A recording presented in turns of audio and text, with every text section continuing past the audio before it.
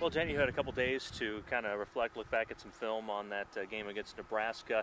Anything that came to light after looking at things a little closer? Well, I was telling someone today, you solve one problem and it usually exposes the next one in line. So, I think looking back at the film, both Iowa and Nebraska, we had a pretty common problem in terms of marking in the box. And you get on that transition from, stopping people from getting through you and making sure through balls and whatnot are sorted out. And all of a sudden you give teams maybe a little bit of opportunity to serve the box, and not something that we've been working on. And so, I think we really had some letdowns in terms of our marking in the box. So certainly going to work on that this week, and hopefully, like you said, as you're putting your defense in place, it's solve one problem, see what the next one is in line to solve as you get better and better defensively. And that's certainly the next one for us is making sure we're marked up in the box.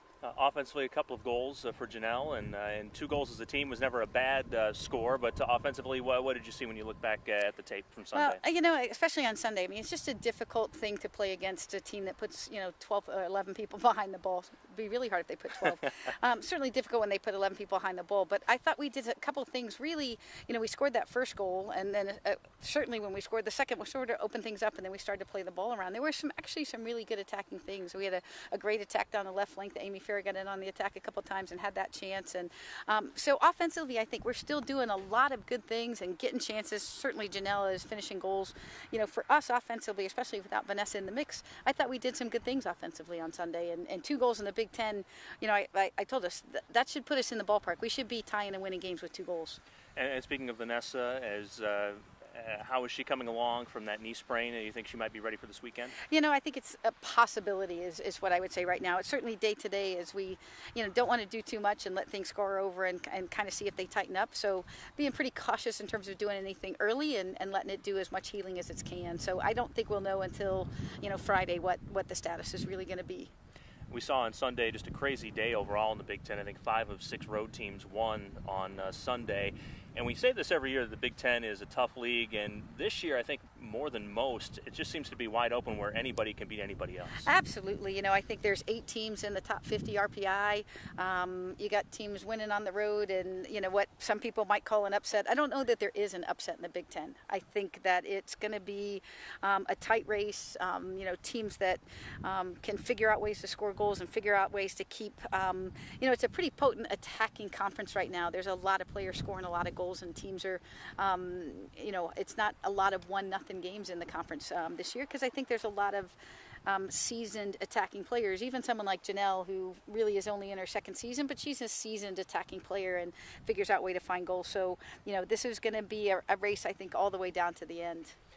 Speaking of Janelle, she's played a lot of minutes for you, especially for a forward. You don't often see forwards playing 90 minutes, but she did that in both games last weekend. Just talk about her effort.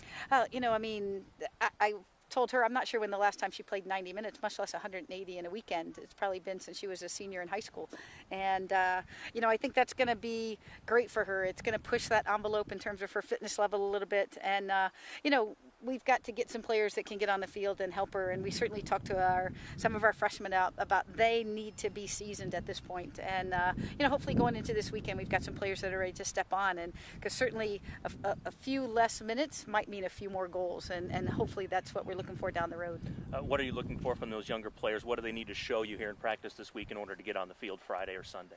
Yeah, I think they've got to understand that every second matters. And so, the club system, teams will give you balls. You don't have to transition quite as fast. And so there are certain habits that they have, and no fault of their own. It's the environment they've been in, but those habits have to change, and it has to be a conscious effort for those to change. And, we had a good practice today. We really pointed out some of those habits, and hopefully that will carry on into the weekend. Purdue's the opponent on Friday, and they had a real tough game Thursday at Penn State, gave up 6 goals. Then they come back and shut out Ohio State at their place. Talk about this Boilermaker team and the challenge they'll present. Yeah, good luck figuring out, Dr. Jekyll and Mr. Hyde there. But, you give up 6 goals one day and score 30 seconds in, I think, and then hold a team for 89 and a half minutes, to get the 1-0 win. So certainly they can. I think that's what you look at any team in the Big Ten and say they can shut you out. and they can score goals. And Purdue is no different. They certainly can play defensive and can really be stingy in terms of that.